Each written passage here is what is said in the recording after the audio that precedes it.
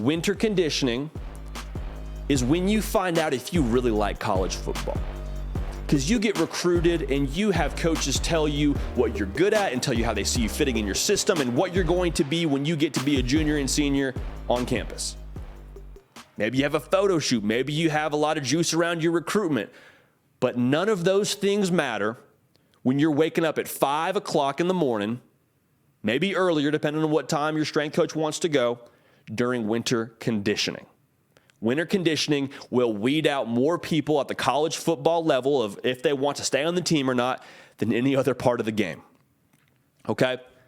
So what happens during winter conditioning? We talk about spring practice, we talk about the games, but we don't really pay a whole lot of attention to winter conditioning. Now, me having been through it, I want to peel back the curtain a little bit and just sort of walk through this together. Because winter conditioning is no joke. The first thing that it is, it's a head game, man.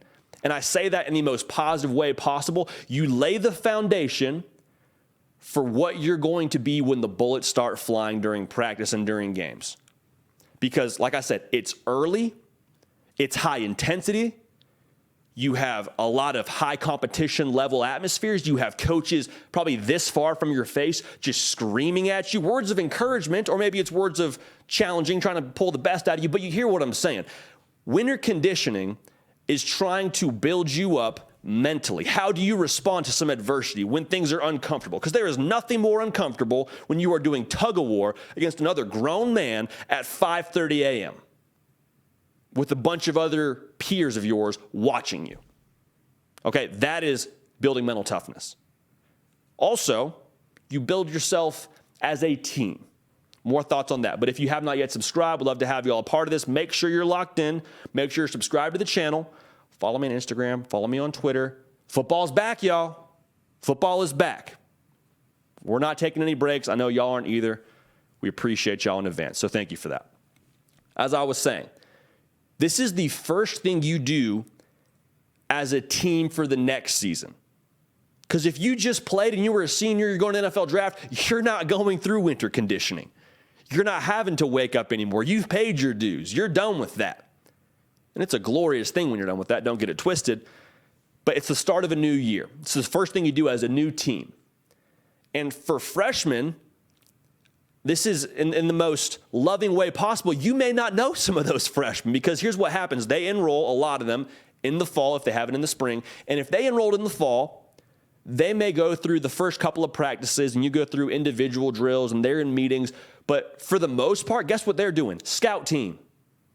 So if you're the third string quarterback and I'm the starting quarterback, we may not have a lot of back and forth because I don't see you for the majority of practice because you're giving our one defense a look. So team building happens during winter conditioning. We sort of get reintroduced. You probably have a different role as a freshman than you did earlier in the year. Now you're viewed as a sophomore. Everyone's viewed as the grade they're going to be, which is kind of a head game in itself, but that's really an interesting facet of this all. Who's going to step up and be a leader? Who's going to fill that leadership void that was left from some of the upperclassmen? And a lot of teams do this the same way. You will get split into different groups that have nothing to do with your position, have nothing to do with your class. In fact, it's probably as different from you as possible in terms of position and class. And you'll be put into a team that will have different point totals that are assigned to you based on things you do during the week. So you may get points for winning a competitive drill during conditioning. You may get points given to your team if they see you carrying your jug of water, or they see you doing well in class, or arriving at a class on time, things like that. So a lot of it is trying to tear you down mentally to build you back up and reintroduce what this team is going to be from a chemistry standpoint.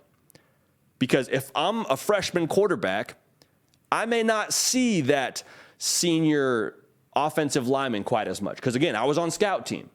Or if I'm a junior fullback, I may not have a great experience or may not know very much the freshman safety. So being able to get everybody in the same room and work towards the goal of getting the most points and winning something, it's a good deal.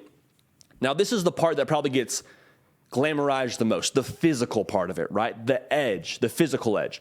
And I'll just say this. You prepare your body a lot during the winter, yes, but you prepare it to go to war in the spring.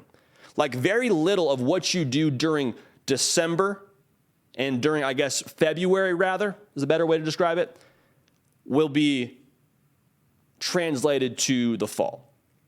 I don't want to say all of it. There's a lot of it that will translate, but I don't want to talk about winter conditioning as if you're just preparing for the fall, because you have summer 1, you have summer 2, so 2 different semesters during the summer that are really trying to fine-tune the car and get you ready. What you're doing in February in winter conditioning, you're trying to lay the groundwork and sort of set the table, set the base to build then towards real strength and real output and real explosiveness into the summer. You're trying to get ready for spring because, like I said, spring is a war. 15-ish practices, well, 15 practices depending on what level of football you're at, and you get after each other. You get after each other. Why? Because we're not worried about having you ready for game 1. Game 1's in several months. We want to get good work right now. We want to develop right now and have a physical edge. Matt Rule said it about his Nebraska football team. I want us to be a physical team that starts in the spring. We want to have an edge that starts in the winter. Okay? So they build it up during the winter to translate that physicality during the spring. It's all about paying dues, I'm telling you. It puts a really nice fence around your team. Because when you go through what winter conditioning is and you run the gauntlet of those 5 a.m. workouts, the people next to you are the ones that you care about. The people that go through that with you, there's a different bond now than maybe there was before. So winter conditioning, like I said, is the best and worst part of the college football calendar if you're a player, but it is vitally important to what happens in the spring and vitally important to building a base for the fall, both mentally and physically. So that's kind of what happens around winter conditioning. I wanted us to talk about that because it doesn't get talked about nearly enough. You're not throwing the football around. You're not putting up highlights. You're not putting up stats, but it's very important to what you end up being as a team. Hey y'all, thanks so much for watching. Subscribe to the channel here to make sure you don't miss an episode of The Hard Count. Also be sure to check out other videos on the On3 YouTube channel.